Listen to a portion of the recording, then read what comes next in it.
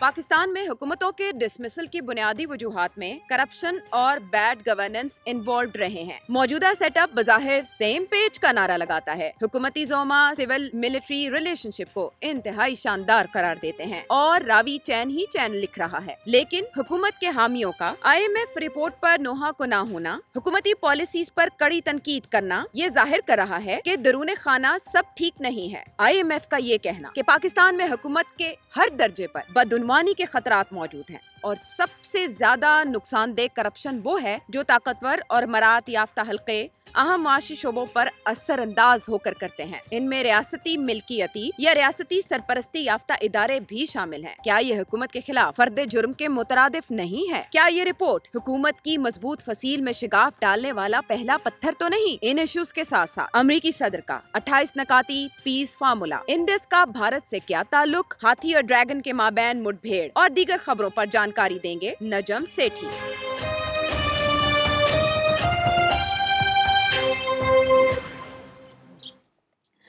अस्सलाम वालेकुम, आप देख रहे हैं आज की बात नजम सेठी के साथ और मैं हूं सैयद आयशा नाज। मेरे साथ मौजूद हैं नजम सेठी साहब। अस्सलाम वालेकुम।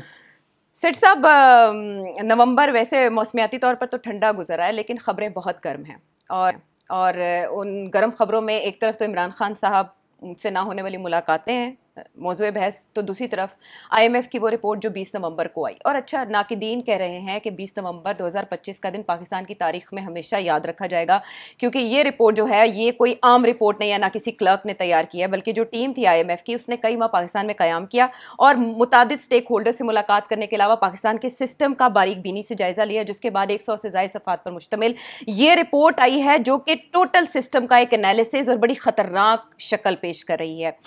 मुझे आपसे यहाँ पर ये जानना है कि इससे पहले भी IMF की तरफ से जायज़ा रिपोर्ट्स आती रही हैं और हमें पता है कि पाकिस्तान के निज़ाम में क्या खामियां हैं, अवाम भी वाकिफ़ हैं, ताजर भी वाकिफ़ हैं और इसके अलावा जो कारोबारी बरादरी है पाकिस्तान में वो भी जानती है। लेकिन IMF का अपनी वेबसाइट के ऊपर ये पब्लिश करना क्या ज़ाहिर करता है और इसके क्या असरात होंगे? आयशा, ऐसे है कि इसमें कोई भी नई बात नहीं है जो पाकिस्तान के इकोनॉमिस्ट और इंटरेस्टेड कंसर्न लोगों को पता नहीं है।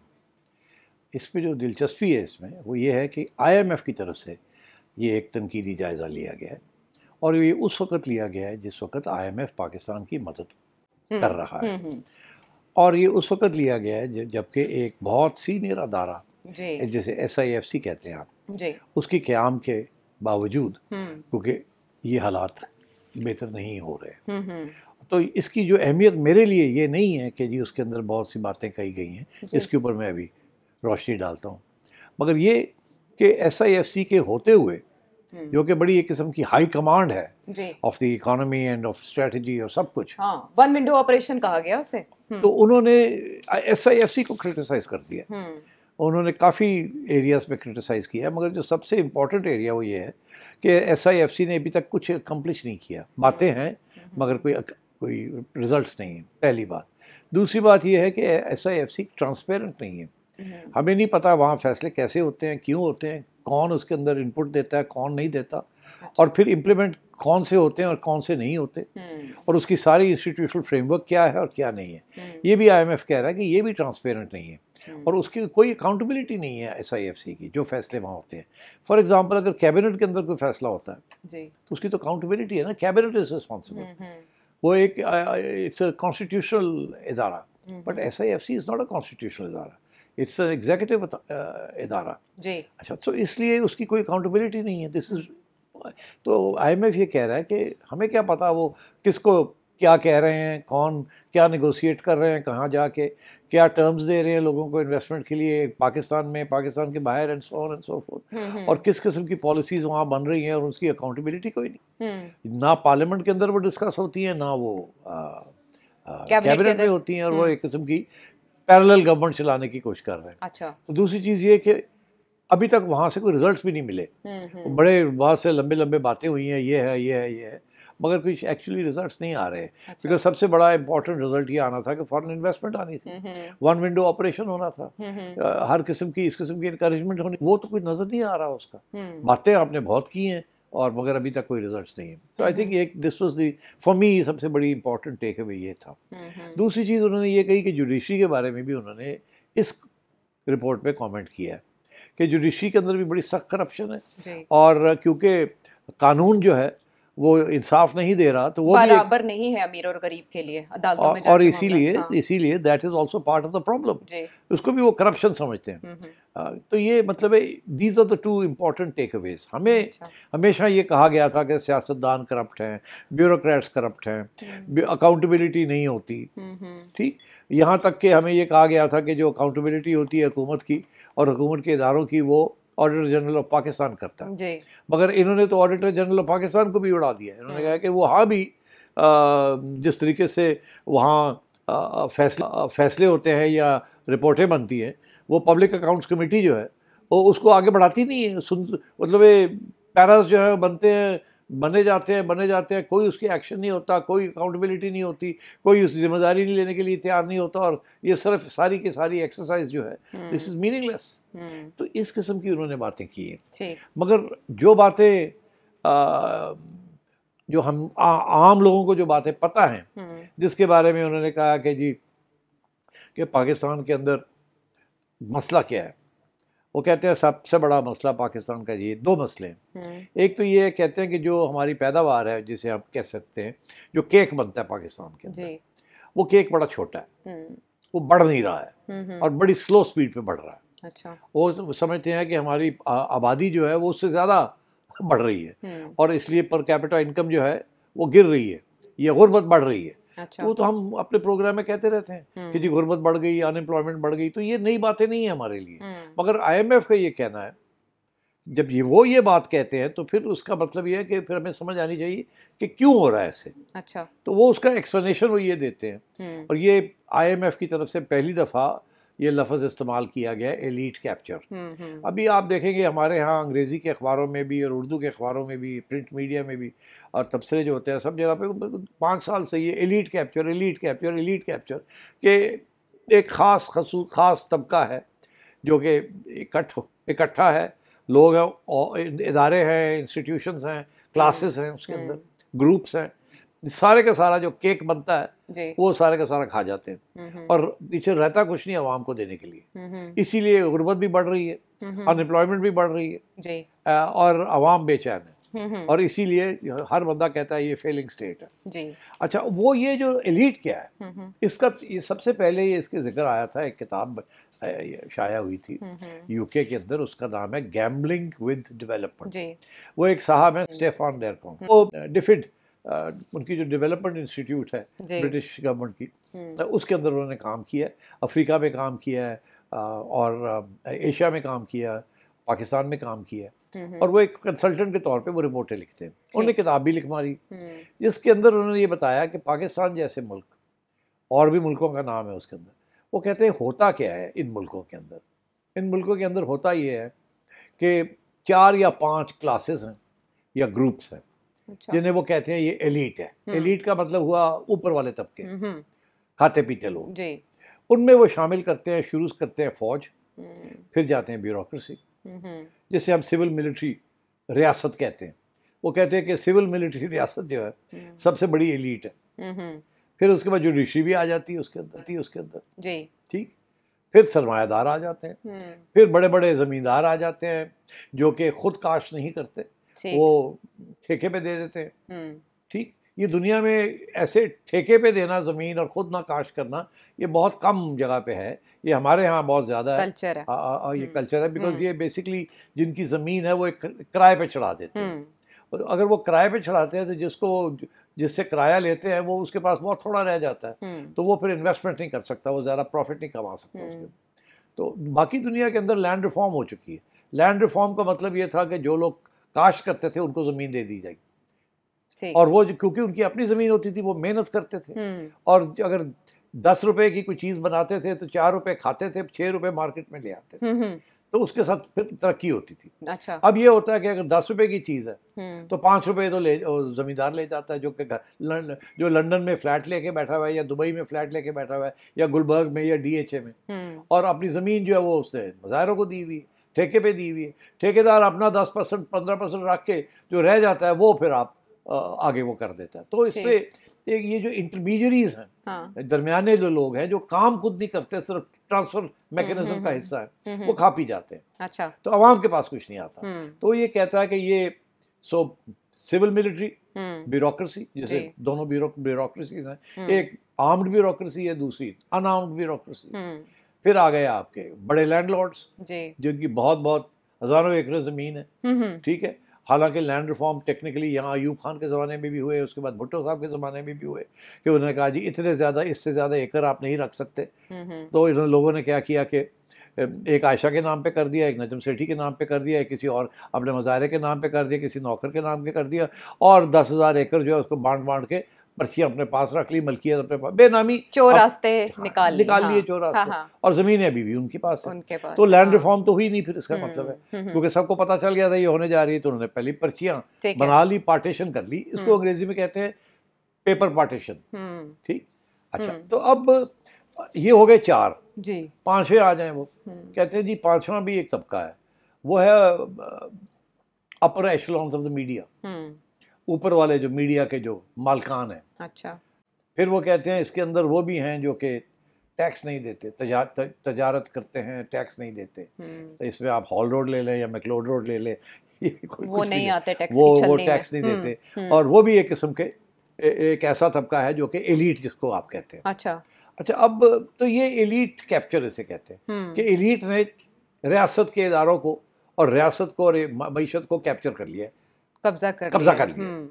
तो अवाम के लिए कुछ नहीं बचता, ये खा पी जाते हैं और अवाम के लिए कुछ नहीं बचता। इसीलिए यहाँ से कोई 10 लाख के करीब लोग समुंदर क्रॉस करते हैं, जहाज़ों में जाते हैं, पकड़े जाते हैं, गिर जाते हैं, मर जाते हैं, डूब जाते हैं, फिर भी निकलते हैं इस मुल्क से। वो समझते हैं कि बाहर टैक्सी चला लेंगे दुबई के अंदर या जर्मनी में जाके टॉयलेट साफ कर लेंगे, दैट इज़ बेटर। यहाँ तो रोटी पानी भी नहीं मिलता जी। तो you no this is the state of affairs. तो इस report, it's 170 something page report, और 186, और उन्होंने हर एरिया जो है पाकिस्तान का जिसके ऊपर प्रॉब्लम आ रही है एलीट कैप्चर की वजह से, वो और सोल्यूशन आशा उन्होंने क्या दी है।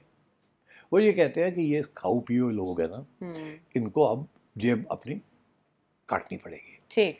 अगर ये अवाम को नहीं कुछ देंगे तो अवाम का स्टेक नहीं बनेगा। अवाम स्टेक होल्डर नहीं है मुल्क के अंदर। हाँ। अगर अवाम जिस मुल्क के अंदर स्टेक होल्डर नहीं है वो मुल्क तरक्की कर ही नहीं सकता। लेकिन वो ये भी कहते हैं कि पाकिस्तान में तो कवानीन इब्तदाई सतह पर पॉलिसीज भी या टैक्सेशन के जो रूल्स हैं वो भी आम आदमी के लिए कभी डिजाइन नहीं किए गए। तो यही बात है ना सर, एलीट कैप्चर है ना। हाँ। पहले क्या होता था, एलीट कैप्चर का मतलब ये था कि आम आदमी के ऊपर बोझ पड़ता था और ये जो क्लासेस हैं इनके ऊपर बोझ नहीं पड़ता था। हमें हर रोज कहा जाता है और जी सिर्फ 20 लाख टैक्स पेयर्स हैं, 30 लाख टैक्स पेयर्स हैं, या 2 लाख टैक्स पेयर्स हैं, 3 लाख टैक्स पेयर्स। हाँ, हाँ।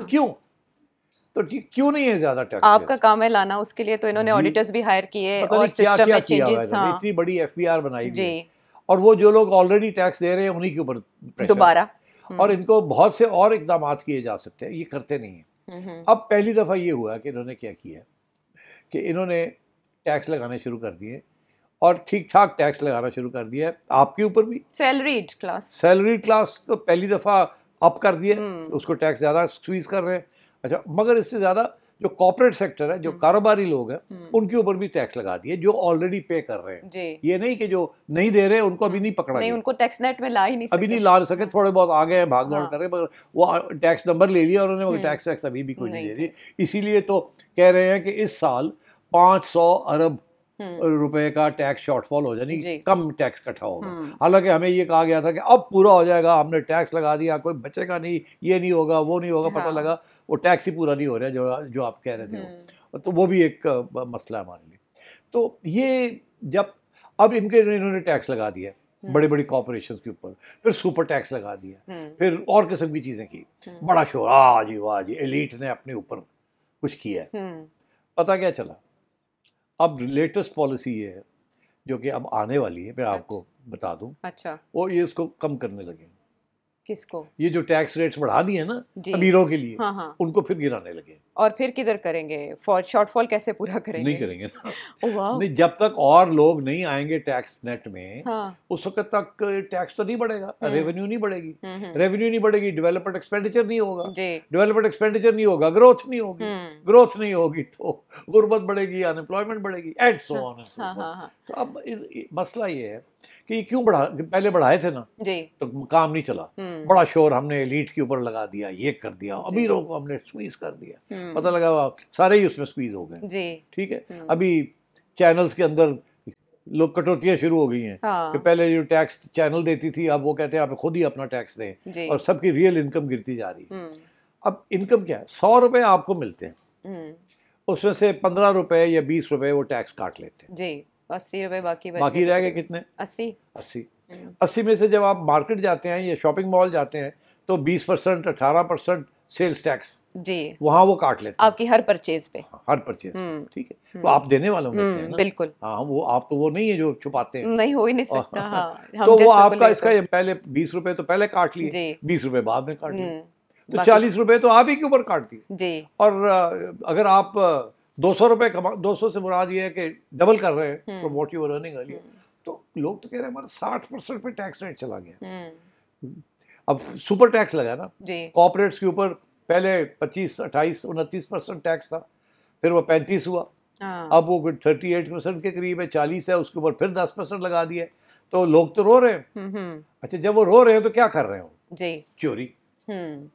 वो आप कहते हैं अच्छा फिर ऐसे तो काम नहीं चलेगा, तो अब चोरी करो, तो चोरी बढ़ रही है, जब चोरी बढ़ रही है तो टैक्स कम मिल रहा है, तो अब सोचो में पड़ गया अब क्या करें जी। और क्योंकि वो जो चोरी होती है वो ब्लैक मनी होती है, वो इन्वेस्ट नहीं कर सकते आप, इन्वेस्टमेंट तो व्हाइट मनी के साथ होती है जी जी, उसका तो हिसाब होता है। तो अगर आपके पास पैसा ही ब्लैक है तो टैक्स भी नहीं देते आप, तो फिर इन्वेस्ट भी नहीं करेंगे, तुसी की कर दे, तुसी बोरियां च रख के घर ही बैठा देंगे हो या बैंक पा देंगे हो फॉर इंटरेस्ट। और अब बड़े अरसे से टैक्स एमनेस्टी स्कीम भी नहीं आई, सो एमनेस्टी स्कीम के साथ होता कुछ भी नहीं है। अच्छा, तो अब बता, मैं ये कह रहा हूँ आपसे कि अगर ये ज्यादा टैक्स बढ़ाते हैं हाँ, तो मईशत बैठ जाती है, अगर ये कम करते हैं तो टैक्स ज्यादा नहीं मिलता, तो वैसे ही दरवाजे बंद हो जाते हैं, और टैक्स नेट में लाने में सियासी मजबूरियां हायल होती हैं। बिल्कुल 100%। अब तजारत ये ट्रेडर्स के ऊपर क्यों नहीं लगाते हैं, जाहिर है वो फिर वोट बैंक है, वोट बैंक है, हाँ, उनका वोट बैंक है। तो सेठी साहब, इसी के लिए तो SIFC बनाई गई थी, और IMF की रिपोर्ट कह रही है कि उस पर पार्लिमानी निगरानी की कमी है। दूसरी तरफ वो ये कह रहे हैं कि पार्लियामेंट, कैबिनेट और ब्यूरोक्रेसी में SROs ऐसे बनाए जाते हैं जो एलीट को फायदा देता है, यानी करप्शन इधर भी है, तो फिर पार्लिमानी निगरानी कैसे SIFC? देखिए ना, SIFC के ऊपर तो कोई निगरानी नहीं है ना, तो मैंने अभी आपसे बताया आपको, हाँ, उसकी कोई अकाउंटेबिलिटी नहीं है, कोई जिम्मेदारी नहीं है, बस जो मर्जी कर लें। और पार्लियामेंट, अब पार्लियामेंट की बात यहाँ हम करते हैं, पार्लियामेंट अंगूठे लगाने के लिए है, वो वहाँ अच्छी डिबेट भी नहीं होती सियासी पॉइंट स्कोरिंग के, तो वो एक तो पार्लियामेंट की कारकर्दगी जो है उसके ऊपर भी बड़े सवाल खड़े हो गए। तो मैं ये आपसे कह रहा हूँ कि आपके जो सारे इदारे हैं ना, they have all been corrupted. अच्छा, नैब के ऊपर भी तनकीद है, कोई छोड़ा FIA के ऊपर भी, सबके ऊपर है, सारे तो जितने आपके कानून नाफिज करने वाले इदारे। दिस इज व्हाट हैपेंस, ये एलीट कैप्चर का मतलब ही है कि एलीट ने सारे इदारे जो है उसको कब्जा कर लिए। चलें, तो इन शॉर्ट अगर हम ये कहें कि ये वही नकाइस हैं जो पाकिस्तान के सिस्टम में मौजूद हैं और बहुत बोसीदा हो चुका है निज़ाम, तो नाकाबिले इलाज है। अगर ये रिपोर्ट सामने आती है तो इस हुकूमत के खिलाफ चार्जशीट है, नहीं वार्निंग शॉट है, क्या है? इस हुकूमत के खिलाफ नहीं है, फिर ये एलीट के खिलाफ है।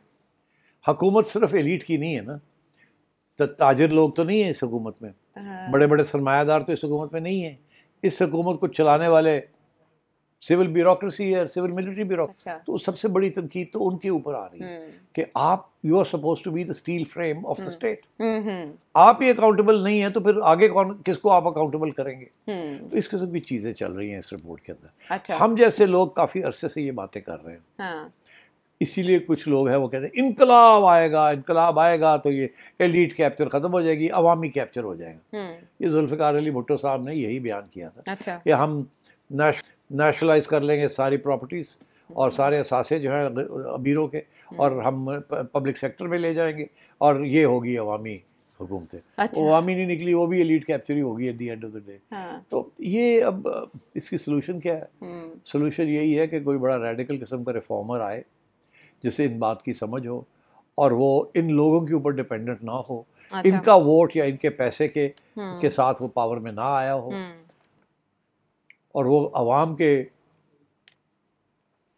कंधों पे बैठ के आया हो, उसकी सपोर्ट हो अवाम। और मगर अवाम तो सपोर्ट करेगी। भुट्टो साहब को नहीं किया था, नवाज शरीफ साहब को नहीं किया था, इमरान को नहीं किया, ये तो मतलब है। फिर भी इन्होंने नहीं किया।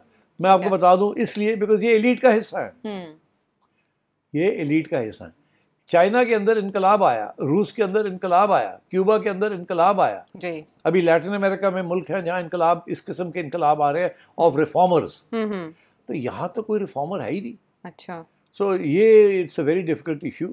बातें बड़ी होंगी, किताबें लिखी जाएंगी, elite capture, elite capture, elite capture. अच्छा, एलीट्स के अंदर भी एलीट्स हैं। हाँ। फॉर एग्जांपल ब्यूरोक्रेसी के अंदर DMG is elite within the elite, ठीक। Within the armed forces 2 stars 3 stars, elites within the elite. सरमायादारों के अंदर जिनको मल्टीनेशनल इंटरेस्ट है, elite within the elite. Right. जमींदारों के अंदर टॉप, हाँ।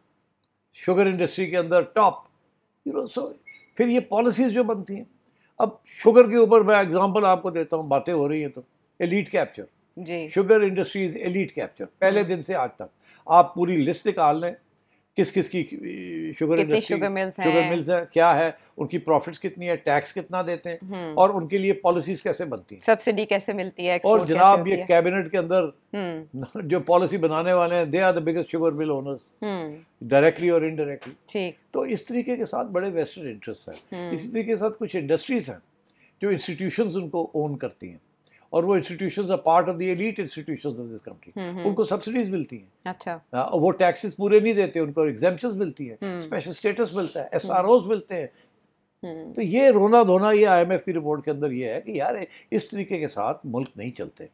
कोई इंस्टीट्यूशनल फ्रेमवर्क ऐसा बनाए अच्छा, जिसके अंदर अकाउंटेबिलिटी हो ऑफ ऑल ऑर्गन्स।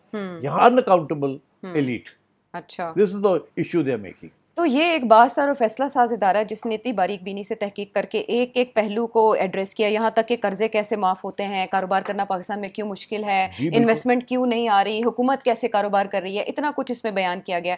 तो ये सारे डोनर्स जो हमारी डोनर एजेंसीज़ हैं वो भी इसको पढ़ेंगी, ज़ाहिर है मौजूद। तो आइंदा कर्ज़ों के सिलसिले में मुश्किलात पेश आएंगी, IMF की किस्त के इजरा में। हुकूमत तो कह रही है कि ये हमारी इजाज़त से शाया हुई। देखिए इजाज़त की बात और है। हाँ। ये शहबाज शरीफ साहब ने इजाज़त दी थी कि आप रिसर्च करें और हमें बताएं कि हमारे यहाँ प्रॉब्लम क्या है। मेरा नहीं ख्याल उन्हें एहसास था कि इस किस्म की रिपोर्ट आएगी। इजाज़त दी थी या IMF ने शर्त रखी थी कि हम आपको कर्ज इसलिए देंगे, आप हमें इजाज़त ये अब मैं नहीं कह सकता कि उन्होंने कोई शर्त रखी थी कि नहीं, मगर ये डिस्कशन ज़रूर हुई थी। हो सकता है IMF ने कहा हो कि हम पूरी एक रिपोर्ट लिखना चाहते हैं, उन्होंने कहा बिल्कुल लिखे। अच्छा। वो कहते हैं ना हमने कराया, हमने लिखे, हमें भी बताया कि गलती क्या हो रही है, हम ठीक करें। और इसमें कोई शक नहीं है कि शहबाज शरीफ साहब चाहते हैं कि जिस हद तक इम्प्रूवमेंट हो सके वो करें। इसीलिए तो ये डेरकॉन साहब जो है, स्टेफन डेरकॉन, इनको शहबाज शरीफ साहब खुद कंसल्टेंट बुलाया था, यूके कंसल्ट करते हैं इकोनॉमी के लिए। वो चाहते हैं कि किसी किस्म की कोई इम्प्रूवमेंट हो। अच्छा। मगर नहीं हो सकती, सब पता है, नहीं करते। मैंने उस दिन प्राइम मिनिस्टर साहब से मुलाकात हुई, डार साहब भी बैठे हुए थे, ये भी थे, मैं था। तो मैंने कहा कि जी ये 5000 रुपए का नोट तो खत्म करो, नोटबंदी करो, इन्हें तो खत्म करो ना। सब तो ज्यादा ब्लैक जड़ी इकोनॉमी है वो 5000 नोट से चलती है, जिसलिए 500 या 2,000 100 रुपए से नोट देने पे ना, तो फिर बोरियां जड़ी है ना वही पास जाएंगी। तो हाँ, very good idea, very good idea. जरा पूरी मैंने बहस की, वेरी गुड आइडिया। हाँ, हाँ। क्यों अगले ने क्या होना, पागल हो गए, सारे ऐसे करने हैं कब थे कि 5000 का नोट खत्म करता थे, सर्वाइवल किस तरह होगी। हाँ। ये सारी black economy is dependent on the 5000 rupee note. Right. तो ये ऐसे लगता है कि जितनी भी आयशा, ये एडवांस कंट्रीज के अंदर कैश ट्रांजैक्शंस दिन ब दिन खत्म हो रहे हैं। जी। Everything is card, is electronic, is all accounted. Cashless economy, documented economy जो पाकिस्तान में। तो ये डॉक्यूमेंटेड इकोनॉमी कैसे होगी until unless you finish off this cash? जो बोरियों के अंदर लोग ले लेके फिरते हैं, वो फिर बोरिया नहीं, और ट्रक ही लेके फिरना पड़ेगा, तो फिर छोड़ना पड़ेगा। वो ट्रकों में तो नहीं ये पैसे लेके आ जा सकते। प्रॉपर्टी फॉर एग्जांपल, अब जाके इन्होंने कुछ थोड़ा बहुत उसके उसमें अमेंडमेंट्स की हैं, जिसकी वजह से वो प्रॉपर्टी अब बिक नहीं रही है, क्योंकि लोग कहने लगे तो सब कुछ दसना पड़ेगा कि नहीं दी आई थी कि नहीं दी। पहले ये था DC रेट। DC रेट क्या था? जो मार्केट रेट है उससे आधा था DC रेट। तो सारे डीसी रेट पे जाके अपनी रजिस्ट्री करा लेते थे। इनको भी पता था, उन लेने वाले को पता, देने वाले को पता, गवर्नमेंट को पता, डीसी को पता, फिर भी डीसी रेट बनाए हुए। तो अब जाके उनको थोड़ा सा अपग्रेड किया जी। जैसे ही अपग्रेड किया, अब लोग कहते हैं होनसी किस तरह रजिस्ट्रेशन कराइए, ये तो 5 करोड़ का प्लॉट है। हम तो, हमारे पास तो 5 करोड़ वाइट मनी है ही नहीं, हमारे पास ब्लैक में है, मगर हम तो ब्लैक में इसको फिर कैसे शो करेंगे? वो तो अब तो ये करना पड़ेगा रजिस्ट्री पूरे अमाउंट पे। तो इस किस्म की इश्यूज चल रहे हैं अब, इसीलिए बैठा हुआ है सारा मामला। हाँ। इसको सॉर्ट आउट करें इस चीज को। हाँ। अब जो IMF कह रहा है कि यार ये 2% 3% ग्रोथ के ऊपर आप मुल्क नहीं चला सकते, ये क्रिटिकल पॉइंट है, ये गिर रहे हैं, आप रोकें इस चीज को। अच्छा। 3% से काम नहीं चलेगा। अभी खबर आई है कि इंडिया की लेटेस्ट स्टेटिस्टिक्स 8%, 8.1% का रेट इस दफा इंडिया दिखा रहा है। हाँ, लार्जेस्ट इकोनॉमी में, it's the fastest growing economy in the world जी। ये उनको मिल गया है इनाम फ्रॉम द इंटरनेशनल कम्युनिटी। और यहाँ ये है कि खर्चा करते हैं, महंगाई हो जाती है और लोग रोना शुरू कर देते हैं। हाँ। और अगर रोक दें डेवलपमेंट तो अनएम्प्लॉयमेंट बढ़नी, बेरोजगारी बढ़नी शुरू हो जाती है। अच्छे इंडिकेटर्स जो हुकूमत शो करती थी वो तो इन्फ्लेशन में कमी, फिर जो इंटरेस्ट रेट है उसमें कमी को कह रहे थे कि हमने डिफॉल्ट से बचा लिया, हमने ये काम किया है, किसी ना किसी हद तक तो पाकिस्तान को सेव किया। डिफॉल्ट से बचाया बिकॉज ऑफ डेट। राइट। ये तो नहीं कि आपने अपने आप को कोई ग्रोथ की है तो उससे डिफॉल्ट बची है, आपने फिर और कर्जे लिए और ये आपने वादा किया था कि आप इसको इकोनॉमी को ठीक करेंगे। ठीक। IMF रो रहा है कि आपने जो चीज़ें करनी थी उनमें से सारी चीज़ें नहीं की। आपका अभी भी टैक्स स्ट्रक्चर ठीक नहीं है, अभी भी अकाउंटेबिलिटी, इतनी रिपोर्ट जो है ना, ये अगर इसमें से आधे रिकमेंडेशंस भी जी गवर्नमेंट ऑफ पाकिस्तान और हमारी एलीट्स मान ले और इम्प्लीमेंट कर दें, मुल्क बच जाएगा। मगर ये मानते नहीं है। तो मुल्क नहीं मानते, देख ये नहीं मानते, लेकिन सिट साहब ने कहा कि अगर मान जाए तो मुल्क बच जाएगा, और अगर ना मानना हो या उनके लिए अमल करना या मानना मुमकिन ना हो तो क्या नताइज हो सकते हैं। अब जाहिर है इसकी अहमियत बहुत हसास है, इससे पाकिस्तान में इन्वेस्टमेंट आने का भी तयन होगा, पाकिस्तान की साख का भी तयन होगा, और इसी के बुनियाद पर पाकिस्तान को आइंदा इमदाद भी मिल सकती है। तो और भी बहुत से सवाल एक ब्रेक के बाद।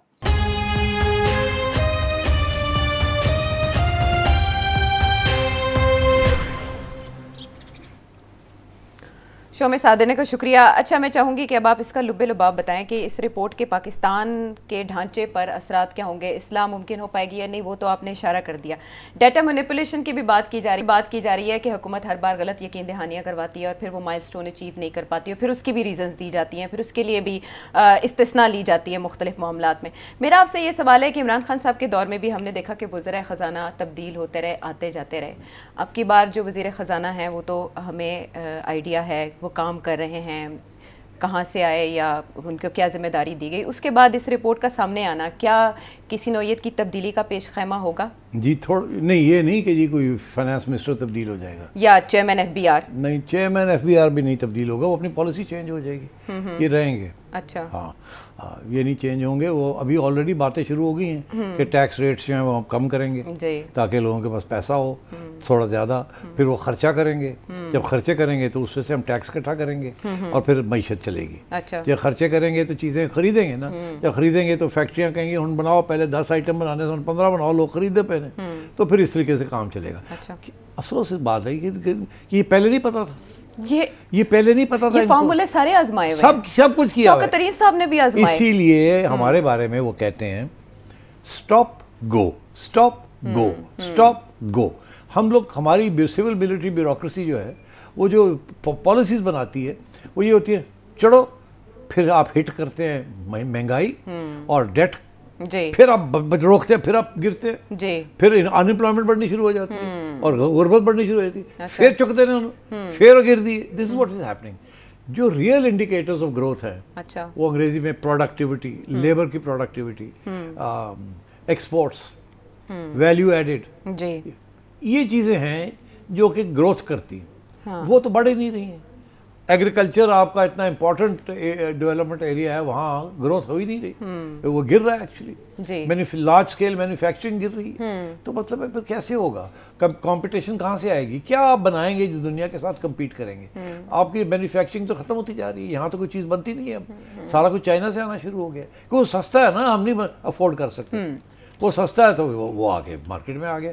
उसको आप रोकने की कोशिश करें तो यहाँ फिर जो बनाएंगे वो महंगी होंगी चीज़ें। तनख्वाहें बढ़ नहीं रही हैं, तो महंगाई ऐसी ही होती है, बेरोजगारी सो हिट कर रही है, trap, and the trap is at the end of the day, ये केक है, ये ले जाती है इतना एलीट, ये रह जाता है बाकी, ये ऐसे नहीं, एलीट को इतना लेना चाहिए, बाकी सारा आवाम के पास होना चाहिए, आवाम के पास पैसा होगा, मिडिल क्लास बनेगी, खर्चे होंगे, गाड़ियाँ सबके पास आएंगी, प्रोडक्टिविटी बढ़ेगी, जेब में पैसे होंगे जी, मईशत ग्रो करेगी। ये इंडिया का यही मॉडल है। इसीलिए आईएमएफ अपनी रिपोर्ट में कह रहा है कि पाकिस्तान को कर्ज देना एक ऐसे बर्तन में पानी डालने के मुतरादिफ है जिसके पैंदे में सुराख है, तो आप डोल पे डोल भी निकालते जाएंगे, कुआं साफ नहीं होने वाला। अब उसके लिए देखते हैं कि हुकूमत इस रिपोर्ट के बाद अभी तक तो दिफा ही कर रही है अपनी पॉलिसीज़ का। नहीं, वो अपनी पॉलिसीज़ पर दिफा नहीं कर रही, वो ये कह रहे हैं कि जो इन्होंने ये बात कही है ये सिर्फ हमारे पे नहीं अप्लाई करता, ये सारे पाकिस्तान पे अप्लाई करता है। आप हमें क्यों कटहरे में आपने खड़ा कर दिया? हमने तो रिपोर्ट को कहा बताओ हमें क्या गलतियाँ हैं। अब गलतियाँ हमें सामने आ गई, हम देखें अब क्या करते हैं, आगे देखें। तो ये ऐसे है कि जैसे कि इनको पता नहीं था गलतियाँ क्या है। हाँ, यही बात है, ये सभी को पता है, लेकिन अब उसके ऊपर जो इम्प्लीमेंट होगा, आपको पता है निज़ाम की तब्दीली की आवाज़ें और हवाएं चलना शुरू हो जाती हैं, तो इसके बाद से लोग बहुत उम्मीदें लगा के बैठे हैं कि चेहरे बदल जाएंगे, चेहरे बदल जाएंगे, हुकूमत बदल जाएगी। इस मुल्क में कितनी दफ़ा बदले हैं? काफी, हर 2-2.5 साल के बाद। अब तो फिर अब चेहरे बदलने के साथ कोई इम्प्रूवमेंट हुई है किसी चीज़ की? नहीं, लेकिन अब 2.5 साल होने वाले हैं। तो 2.5 साल होने वाले हैं, तो आप क्यों इतनी मुस्कुरा रही हैं? इतनी खुशी क्यों आपको आ रही है? बिल्कुल नहीं, असल में मैं परंपरा होती है ना, एक रिवायत है हमारे मुल्क की। अच्छा। और जब इस तरह से रिपोर्ट्स आती हैं, चार्जशीट किया जाता है, ऐसे लोग ट्विटर के ऊपर बात करते हैं जो हमें पता है कि मुख्तदर हलकों के करीब हैं, तो हमें अंदाज़ा होता है कि कहीं ना कहीं वार्निंग दी जा रही है। फिर शहबाज शरीफ साहब मुल्क में भी नहीं है, हालांकि इतने अहम दिन चल रहे हैं। अब आप एक कंस्पिरेसी थ्योरी बनाना चाह रही हैं, मुझे पता है आपका किधर ले जाना चाह रही हैं। आप ये कहना चाह रही हैं कि शहबाज शरीफ साहब लंदन बैठे हैं, नवाज शरीफ साहब बोलना भी शुरू हो गए, और उधर से नवंबर का महीने में बड़ी चीज़ें होनी थी, कुछ हो गई हैं, कुछ होने वाली हैं, कुछ कल होनी थी, कुछ आज होनी है, अभी तक वो नहीं हुई। ऐसी बातें कर रही हैं ना आप। मुझे नज़र आ रहा है कि आप ये सोचें, मैंने आपसे कहा कुछ नहीं होने वाला। अच्छा यही बंदोबस्त चलेगा, यही बंदोबस्त चलेगा। अच्छा। पुरानी तनख्वाह के ऊपर यही बंदोबस्त चलेगा। अभी कोई ऑप्शन नहीं है, ना इनके पास ना उनके पास। अच्छा। आप समझ रहे हैं ये कौन है और वो कौन है जिसकी तरफ मैं इशारा कर रहा हूँ। ना इनके पास कोई ऑप्शन है ना उनके पास कोई ऑप्शन है। अच्छा, ठीक है। तो लोग, जब मैं ये कहता हूँ लोगों के पास कि ना इनके पास कोई ऑप्शन है ना उनके पास कोई ऑप्शन है, तो वो कहते हैं लो कमाल हो गया, वो पीपल्स पार्टी जो बैठी है, हाँ। पीटीआई बैठी है, तो क्या पीपल्स पार्टी और पीटीआई इकट्ठे नहीं हो सकते? कुछ सवाल भी आए हुए हैं आज। हाँ। मैंने इधर ही जवाब दे देता हूँ।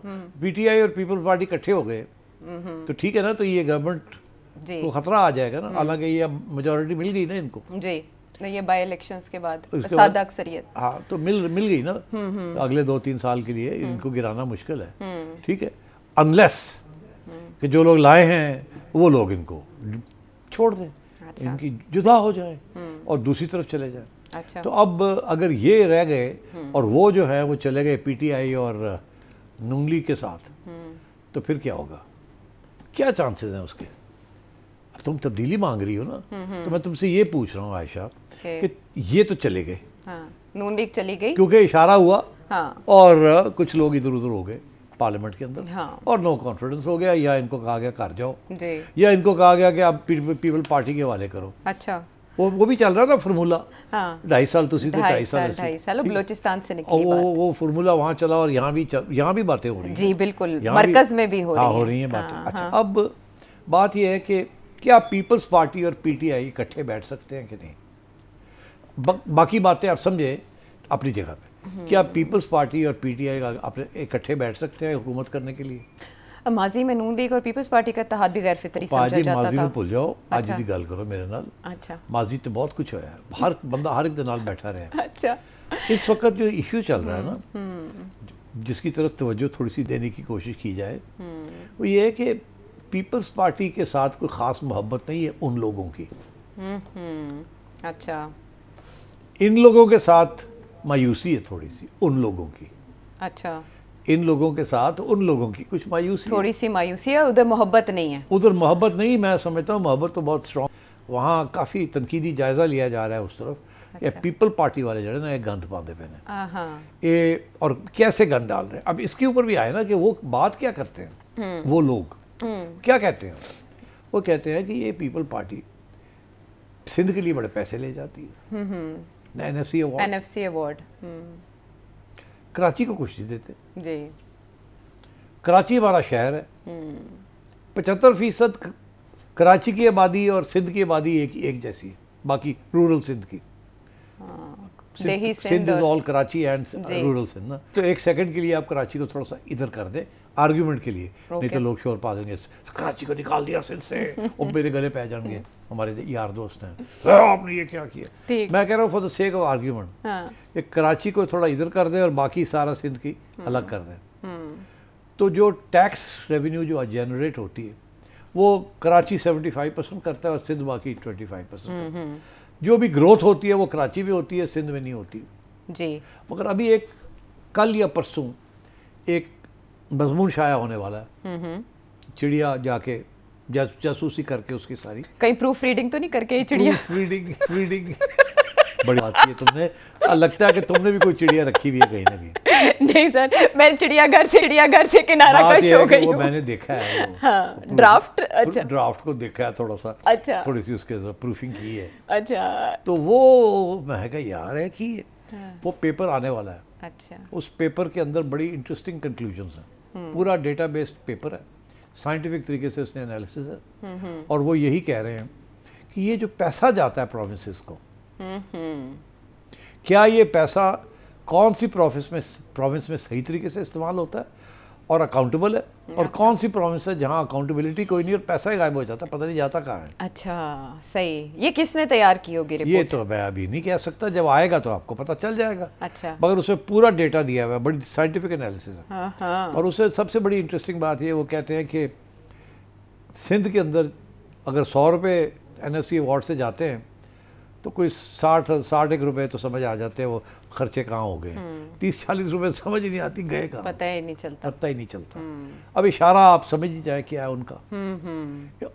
वो कहते हैं सबसे ज़्यादा यूटिलाइजेशन ऑफ फंड्स पंजाब में होती है। अच्छा, इसीलिए सारी जो फॉरेन डोनर एजेंसीज हैं वो कहती हैं पंजाब में हम पैसा देने के लिए तैयार हैं। वो यहाँ की सिविल ब्यूरोक्रेसी जो है और वो it's much more efficient then in other provinces. अच्छा, दैट इज मेरी, ये मैं नहीं कह रहा, ये एजेंसियां कह रही हैं, नॉट लोकल नहीं, इंटरनेशनल एजेंसीज या मरवाई ना देना। अच्छा, तो सो आई थिंक इस पेपर में ये, क्योंकि इस वक्त चल रहा है ना ये सारा NFC अवार्ड को हाथ नहीं लगाना, ये नहीं करना, उसमें प्रोग्रेसिव लोग भी ये कह रहे हैं provincial autonomy, democracy, rights of provinces, federation, ये सारे आर्गूमेंट्स चल रहे हैं। अच्छा, दूसरी तरफ से ये आर्गूमेंट चल रहा है कि इस NFC अवार्ड जिस बेसिस के ऊपर ये बनाया गया है, ये 15 साल पहले बनाया गया था, तो अब तो वो सिचुएशन चेंज हो गई है, तो अब सिचुएशन चेंज हो गई है, इसको रिवाइज करें। अच्छा, और फेडरल गवर्नमेंट को ज़्यादा पैसे की ज़रूरत है, और ये जो पैसा आप ले जाते हैं ये आप सही तरीके से इस्तेमाल नहीं करते।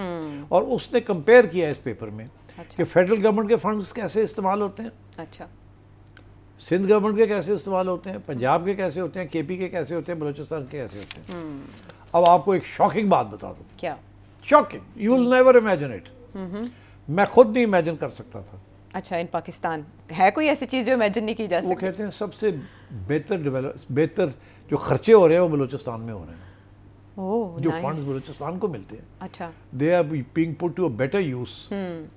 अच्छा, वहाँ पाकिस्तान पीपल्स पार्टी की हिमायत याफ्ता हुकूमत। Very nice, very nice, very nice. Check करें जरा वैसे। मगर ये क्या बात है, हुकूमत तो पीपल्स पार्टी की है ना, हिमायत याफ्ता, मगर पीछे कौन है?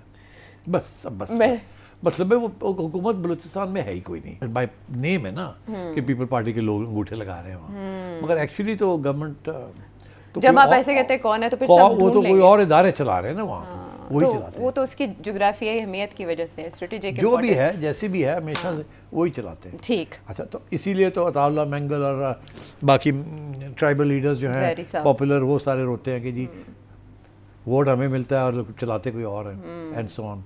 तो अब बात यह है कि ये तो you know how are the provinces using this money.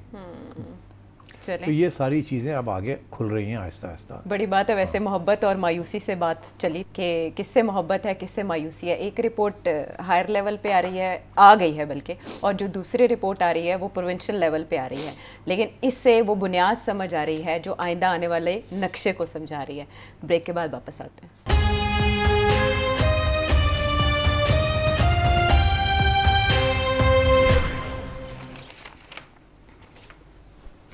Show में साथ देने का शुक्रिया। सेठी साहब, आपने कुछ ऐसे इशारे दिए जो आने वाले वक्तों में बता रहे हैं कि काम हो रहा है किसी बड़े मंसूबे पर।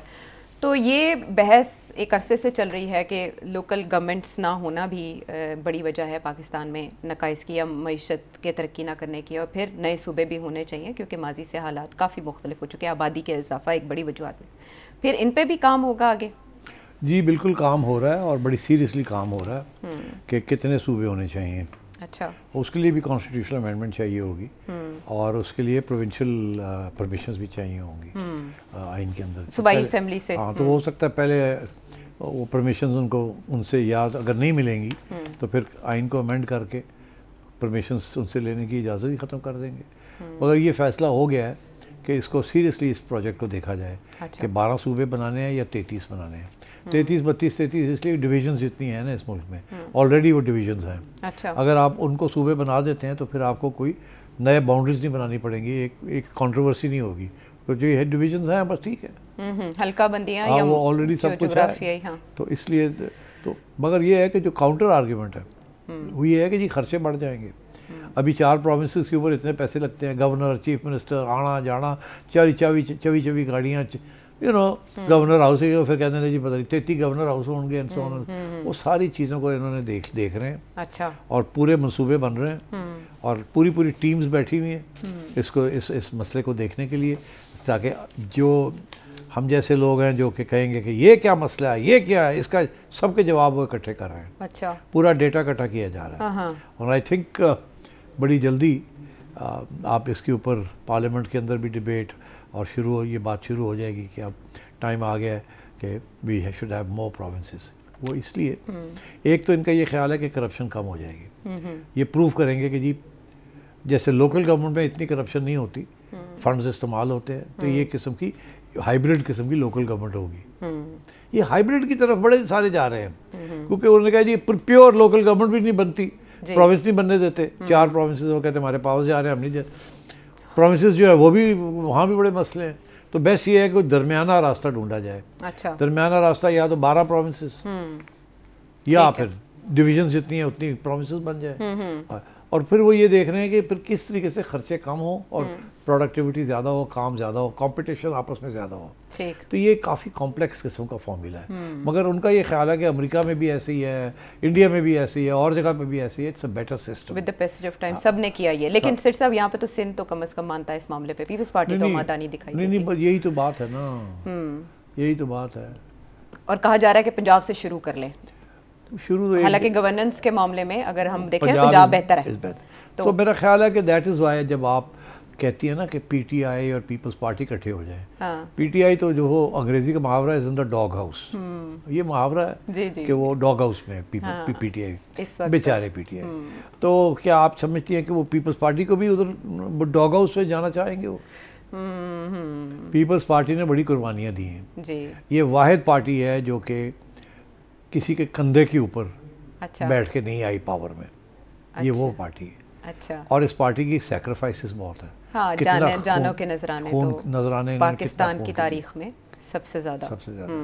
तो इसलिए पीपल्स पार्टी के बारे में जो भी आप समझें, एक तो ये कि प्रोग्रेसिव पार्टी है compare to the other parties, ठीक। दूसरी चीज़ ये है कि कुर्बानियाँ बहुत है। हाँ। पाकिस्तान खपे बहुत कुर्बानी है। और तीसरी चीज़ ये है कि ये कभी भी ना Zulfikar Ali Bhutto civil military bureaucracy के कंधों के ऊपर आए, आवाम की वोट के साथ आए। अच्छा। और उसके बाद भी मोहतरमा भी आवाम के वोट के साथ आई, और जब वो वफात पा गई तो आसिफ जरदारी साहब की पार्टी भी आवाम के वोट के साथ आई। इनकी किसी ने मदद नहीं की। नून लीग तो मदद के साथ आई ना, एक आध दफ़ा जो है अपने जैसे 2013 में 2013 में वो अपना पेट्रोल डलवा के आ गए। उससे पहले तो धक्का स्टार्ट ही था। उससे भी आसिफ जरदारी साहब आ रहे, उसका इलेक्शन कहा करते हैं 2013 जो भी है तनकीद अपनी। और इमरान खान साहब भी ऐसे ही आए थे, बिल्कुल इसमें कोई शक नहीं है। 2018 में इमरान खान साहब को बनाने वाले कौन और लाने वाले कौन और निकालने वाले कौन। मेरा ख्याल है कि अगर ऐसा कोई फार्मूला कहीं तय पा रहा है और इस पर काम हो रहा है, माजी से मुख्तलिफ ही होगा, क्योंकि पहले भी कमेटियाँ बनती रही हैं, ज़िया साहब के भी दौर में बनी, अब की बार मुख्तलिफ होगा और इम्प्लीमेंट किया जाएगा बाय आयरन है। आई डोंट नो इम्प्लीमेंट हो सकेगा कि नहीं। अच्छा। लड़ाई झगड़े हो जाएंगे। अच्छा। और डिपेंड करता है कि मूड क्या है वहाँ, तो वो क्या करना चाहेंगे, कैसे करना चाहेंगे। अच्छा। और अगर डोनाल्ड ट्रंप इतनी तारीफ़ें करता रहा तो फिर शायद थोड़ा सा मूड। चले, आपने तो बड़ी पिक्चर बता दी, तो जब बड़ी पिक्चर का जिक्र हो ही रहा है तो बड़े थिएटर का जिक्र कर लेते हैं जहाँ जंग छिड़ी है और एक अरसे से प्रेसिडेंट ट्रंप उसके सोल्यूशन के लिए एफर्ट्स कर रहे हैं। पहले तो माशी नाकाबंदी कर रहे थे रशिया की, लेकिन अब स्टीव विटकॉफ और जेरेड कुशनर माशी मनसूबाबंदी वो भी मुश्तरका कर रहे हैं रूस के साथ मिलकर। 28 पॉइंट्स हैं जो फार्मूला सामने आया है, कितना काबिल अमल है और यूक्रेन और यूरोप के लिए इसमें धचका क्या है? पहली बात तो ये है कि डोनाल्ड ट्रंप हमें ये कह रहे हैं कि ये सारा मामला यूक्रेन का सिक्योरिटी का इशू है जी, यूरोप की सिक्योरिटी, रशिया की सिक्योरिटी, नेटो की सिक्योरिटी जी। अब पता ये चला है कि ये सिक्योरिटी का इशू नहीं है, बिजनेस का इशू है ये उनको पता चला नहीं, अब बाहर बात आ रही है आहिस्ता आहिस्ता। अच्छा। पहले ये बात बाहर नहीं आ रही थी कि कोई बिजनेस के इसके अंदर भी इंटरेस्ट हैं कि जंग ये ख़त्म हो और अमेरिका और रूस कारोबार शुरू करें। मैं उधर बाद में आऊँगा। अच्छा। पहले मैं आपको बताता हूँ कि इस सूरत हाल इस वक्त है क्या, मैं इस इशू पे बाद में आऊँगा। फाइनल स्टेज ये आई है कि अभी अमेरिका ने और रूस ने बैठ के एक 28 पॉइंट प्लान यूक्रेन का बनाया है जी कि यूक्रेन के अंदर जंग ख़त्म की जाए और अमन लाया जाए जी। और उसके बाद लोगों ने इल्ज़ाम लगा दिया कि ये तो रूस वालों ने प्लान बना के दे दिया। हाँ, ये उनके नुक्ता नज़र से इसमें ज़्यादा निकात हैं जो रूस को फ़ायदा दे रहे हैं। तो और ये कहा तो जा रहा है। रूस का प्लान है। क्या इसमें था जो वो कहते हैं रूस का है? एक तो ये था कि इस प्लान के अंदर जो 28 वाला पॉइंट वाला प्लान है, इसके अंदर ये था कि जो इलाके इस वक्त रूस ने कॉन्कर कर लिए हैं जी, वो अब लीगली रूस का हिस्सा समझे रूस का हिस्सा समझे जाएंगे और रूस आलमी बरादरी से मनवाएगा और कॉन्स्टिट्यूशन में लिखवाएगा जी। और ये मानना पड़ेगा ना, ये अग्रीमेंट है ना कि this will be the international agreement. अच्छा, दूसरी बात ये है कि यूक्रेन जो रह जाएगा 20% रूस ले गया, बाकी कोई 70-80% रह गया। वो फौज लंबी चौड़ी फौज नहीं रख सकेगा। यूरोपियंस कह रहे थे कि जी 8 लाख के करीब फौजी होंगे हमारे, ये कहते हैं 2 लाख होंगे। अब वो इसमें कोई फिगर आ रही है कि जी 4 लाख 5 लाख से ज़्यादा आप फौज नहीं रख सकते हो। यूक्रेन बहुत बड़ा मुल्क है जी जी। तो दूसरा पॉइंट ये था कि रशिया की बात मानी गई कि फ़ौज जो है कम की जाएगी उसकी लिमिट। तीसरी चीज़ ये है कि यूक्रेन नेटो में नहीं रहेगा जी, ये इब्तदाई नेटो में ये नहीं रहेगा। और जो इलाके रूस ने लिए हैं वो एक किस्म के बफर बन जाएगा बिटवीन रशिया एंड यूरोप जी। और ये न्यूट्रल बन जाए जैसे स्विट्जरलैंड न्यूट्रल है।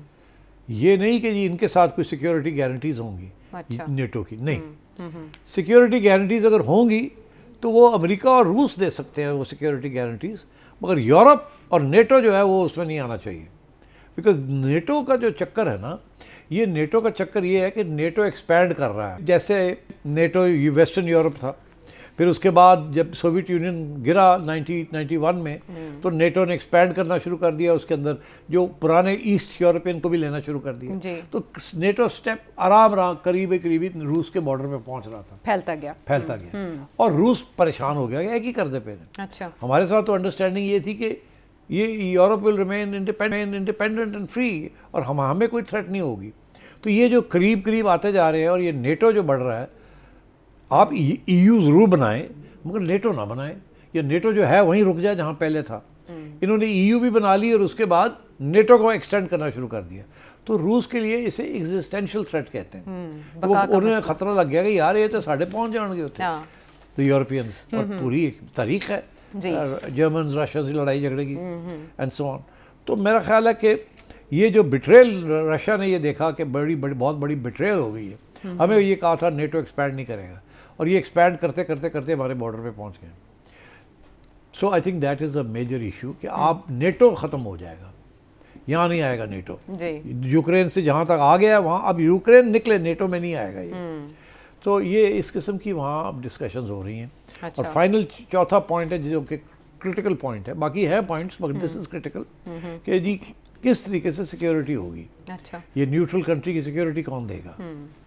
ठीक, और वो जिसमें वो कहे अमेरिका कहता है हम देंगे, रूस कहता है ठीक है अमेरिका और रूस मिलके कोई बना लेते हैं कि आप ये नहीं करेंगे हम ये नहीं करेंगे, मगर यूरोप नहीं आएगा। वो इसलिए क्योंकि यूरोप कि दो इश्यूज हैं। एक तो वो यूरोप कहता है कि नेटो की फंडिंग अमेरिका करे, उन्हें आदत पड़ गई है यार जी। सेकेंड वर्ल्ड वॉर के बाद उन्होंने सारा के सारा बोझ जो अमेरिका पे डाल दिया था जी। क्योंकि वो उस वक्त कोल्ड वॉर चल रही थी। 91 के बाद कोल्ड वॉर खत्म हो गई, इन्होंने फिर भी नेटो को रखा और एक्सपैंड करना शुरू कर दिया जी। So I think the Russians don't like the Europeans, Europeans don't like the Russians. Donald Trump कूद गया बीच में, वो अब बिजनेस करना चाहता है रूस के साथ। उसको ये कहा गया है, उसकी जो स्ट्रेटजी बनाने वाले हैं आयशा, अच्छा, उन्होंने ये कहा कि देखें हम यूरोप में क्या कर रहे हैं, पैसे हम दे रहे हैं जी। उनकी डिफेंस के लिए, हमें तो रूस से कोई खतरा नहीं है। अगर हमारा कोई खतरा आगे आ रहा है तो वो चाइना है, चाइना से आ रहा है, चाइना है, हाँ ठीक है। हाँ तो अब रूस is not even the third great power. मतलब है कि America is a great power, Europe is as a union is a great power, उधर Russia and China and India and Brazil and ये सब they are all rising up. तो वो कह रहे हैं कि the threat is to from China, Taiwan, South China Sea, Japan, Australia, Chinese expansion, Chinese trade routes, ठीक ठीक। तो उनको ये कहा जा रहा है कि आप पिवट करें, अंग्रेजी का लफ्ज़ इस्तेमाल कर रहे हैं pivot, pivot away from Europe and move towards China. Resources, बैटलशिप्स, armaments, सारा का सारा जो है ना अपना फोकस आप साउथ चाइना सी लेके जाए, because that is the competition. आगे जो आ रहा है वो चाइना के साथ आ रहा है, Russia is neither here nor there. तो आप रशिया के साथ लड़ाई करके हमें भी फंसाया हुआ है, आप भी फंसे हुए हो और डिफेंस एक्सपेंडिचर्स बढ़ाने पड़ेंगे तुम्हें और हमें भी रखना चाहते हो जी। और रशिया जिस मूड में है वो उनके लिए एग्जिस्टेंशियल थ्रेट है। हाँ। तो वो कल को लड़ाई झगड़े फिर शुरू हो जाएंगे और हम फिर आप हमें फंसा देंगे वहाँ। So this is what is going on. उसके बाद जब ये शोर पड़ा कि ये तो सारा रशियन और अमेरिकनों ने मिलकर ये काम किया, तो शोर पड़ा उनका रिवाइज करो। अच्छा। अब इन्होंने रिवाइज करके फिर एक 19 पॉइंट प्लान बनाया है और उसके अंदर भी अब यूरोपियंस उल्टे हो गए। उन्होंने वही काम किया जो रूसियों ने मिलकर अमेरिका के साथ किया था। उन्होंने एक ऐसा प्लान बना के 19 पॉइंट दे दिया जिसमें ये सारी चीज़ें उलट गई हैं और यूरोप के हक में हो गई हैं और यूक्रेन के हक में हो गई हैं जी। अब वो रूस कहता है जाओ जन्नत में जाओ, नहीं एक्सेप्ट करते।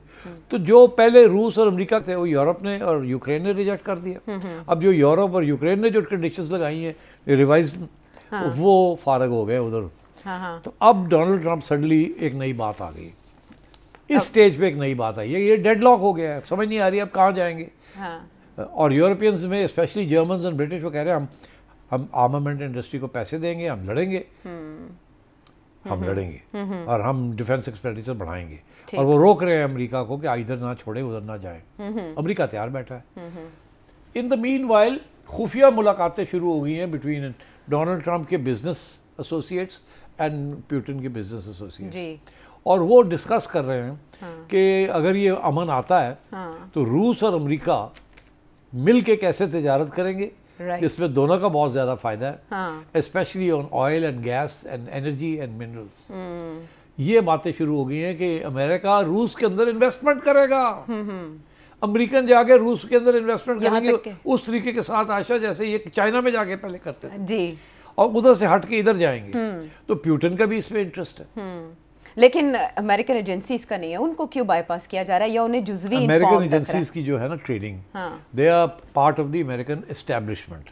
तो अमेरिका में भी एस्टैब्लिशमेंट है ना, तो अब क्या होगा? तो अब ये है कि डोनाल्ड ट्रंप ने सबको नाराज किया हुआ है, मगर और डोनाल्ड ट्रंप प्रेसिडेंट है और वहाँ प्रेसिडेंट की बड़ी इज्जत है और पावर है उसके पास, he is the commander of the armed forces जी। और उसने हर स्टेज पे दिखाया है कि मैं अपना पावर इस्तेमाल करने के लिए तैयार हूँ। तो आई थिंक वो उसने बंदे भी ऐसे नए लगा दिए हेड ऑफ दीज एजेंसीज जो उसके चुने लोग हैं। FBI के अंदर ऐसा बंदा लगा दिया, CIA, all the rest of it. So I think now we are headed into a very interesting frame. Europeans को समझ आ गई है कि रूस जो है और अमेरिका जो है ये तो पीछे मिल गए हैं और रूस के अपने इंटरेस्ट हैं कि आए इन्वेस्टमेंट आए रूस के अंदर, उनको भी इन्वेस्टमेंट की ज़रूरत है ना। यहाँ तक के रूस के कोई 700-600 पता नहीं कितने बिलियन डॉलर्स जो हैं वो फंसे हुए हैं, यूरोप ने फ्रीज किए हैं, उसको भी इस्तेमाल करने का। और ये फैसला ये हो रहा है कि उन्होंने भी कड्डो थोड़े सी इन्वेस्टमेंट करते हैं उसको। रूस कहता है साड़ा फायदा हो जाएगा, तुसी साढ़े पैसे अनफ्रीज करो, हम तुम्हारे अंदर आके इन्वेस्टमेंट करते हैं, जॉइंट प्रोजेक्ट्स करते हैं। तो यार वहाँ तो इस किस्म की बड़ी गेम हो रही है। तो आप देखिएगा कि ये Europe, Ukraine, Russia, America, China, ये अब आगे अगले साल, 2 साल, 3 साल यही चलेगा। हाँ। और अमेरिका, रशिया और चाइना की कोशिश होगी किसी न किसी तरीके के साथ ये जंग को ख़त्म किया जाए। और मेरा ख्याल है कि ज़ेलेंस्की इज़ अ प्रॉब्लम और आई फेयर फॉर हिम, बस इससे ज़्यादा मैं, क्योंकि अगर उस रुकावट रहा तो वो आप वाइट हाउस में जो उसकी बेइज्जती की थी डोनाल्ड ट्रंप ने, उसको आप भूल जाएंगे। तो बरतानिया, जर्मनी और फ्रांस में भी जो गैर मकबूल हुकूमतें हैं उनके चेंज के बाद भी मामला चेंज हो सकते हैं। बिल्कुल हो सकते हैं। वहाँ भी राइट विंग गवर्नमेंट्स आ रही है, उनके पता नहीं किस किस्म के मौक़िफ़ है। सो बड़ी इंटरेस्टिंग सिचुएशन है और हम देख रहे हैं कि यूक्रेन वॉर की सूरत में एक पेंडुलम है जो कभी इधर जाता है और कभी उधर जाता है और अभी तक उसका कंक्लूजन निकल नहीं पा रहा। लेकिन हम इतना समझ पाए हैं कि रशिया या Russian president, American president Donald Trump के मूड को बहुत अच्छी तरह जानते हैं कि वो बिजनेस ओरिएंटेड हैं और डील के माहिर हैं। तो कोई डील हासिल वो कर पाएंगे या नहीं, इसी सवाल के साथ आपको भी छोड़े जाते हैं। आपके जहनों में हो कोई सवाल तो इस नंबर पर भेजें जो आपके सामने। अगले प्रोग्राम तक के लिए इजाजत दें।